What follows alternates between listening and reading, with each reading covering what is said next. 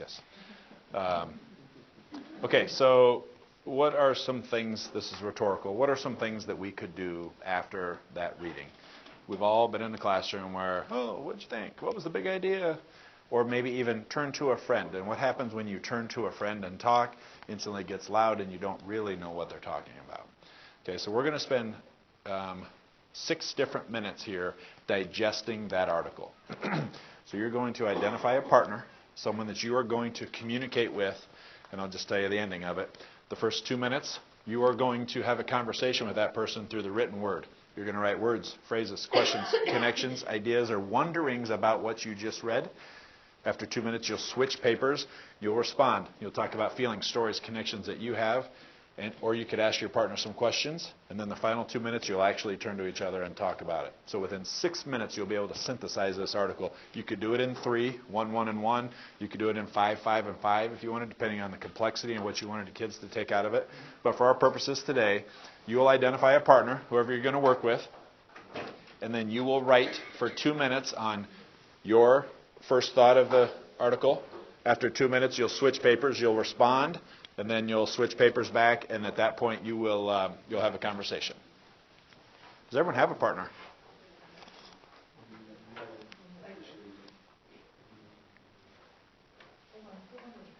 No, I don't. Sure.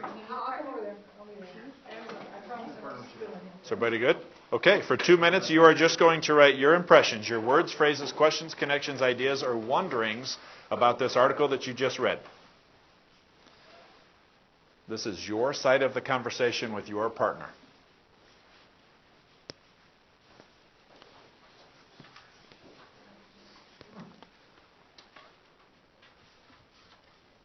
If you're struggling with what to write, think about what struck you about the reading. What do you understand or not understand? What are the most important ideas?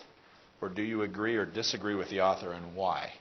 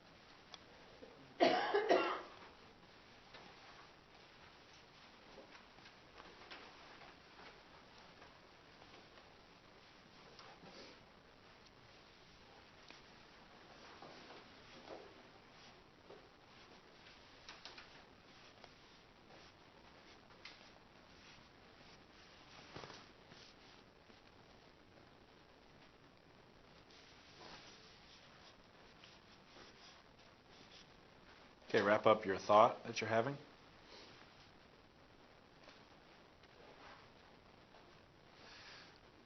Exchange papers with your partner. And now you will be responding to what they wrote, any feelings or stories you may have, connections that you can make to what they've already written, or you can ask them questions. 2 minutes.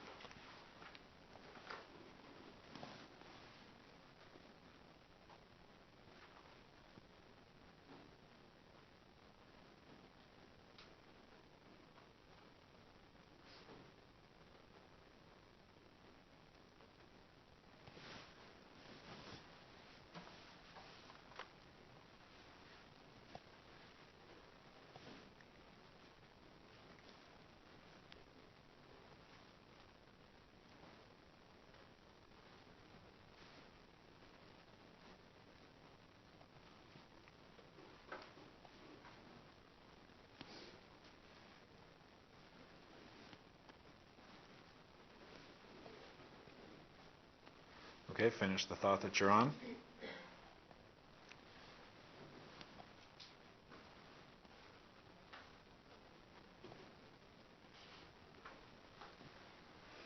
So as I'm thinking out loud of how would I do this in my classroom, I think I would change the format a little bit to maybe the second one is 2 minutes and 30 seconds or 3 minutes because you need to read what they had written first. I just now thought about that you're having to read quickly and then respond. And so that's just something I would have done for my classroom. Okay, so now exchange papers back to the original owner. And now you have 2 minutes just to have a conversation about what you wrote or more connections that you have. So 2 minutes. Begin now.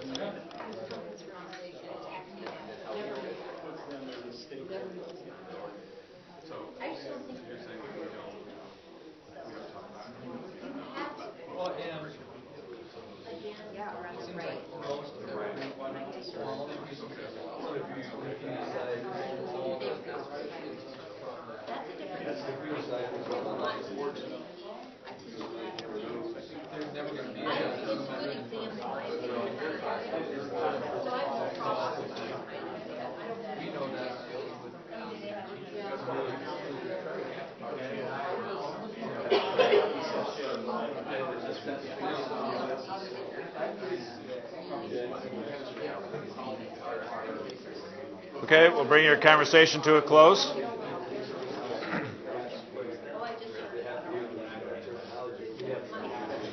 Finish the comments that you're on right now.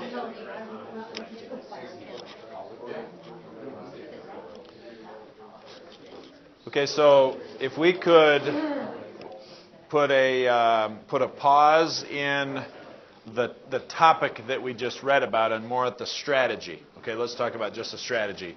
So, I already thought of one way I would have changed. I would have changed that middle to a little bit more so you could, respond because I anticipate something that's maybe more content heavy where you need to read what they had written to respond.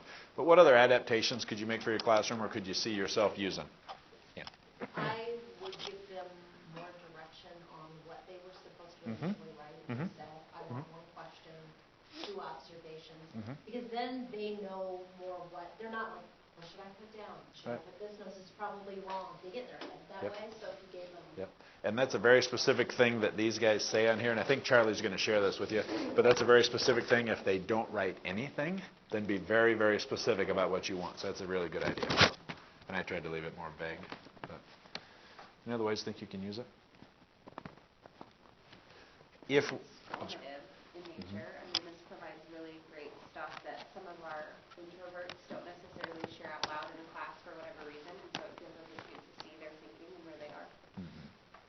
And not only introverts, but I have a lot of students who they just need a little bit of processing time. And even though this is still like a time thing, they're not the ones who are just going to speak and form their ideas while they're speaking. They like to form their ideas first, and then probably have like a much better conversation about it.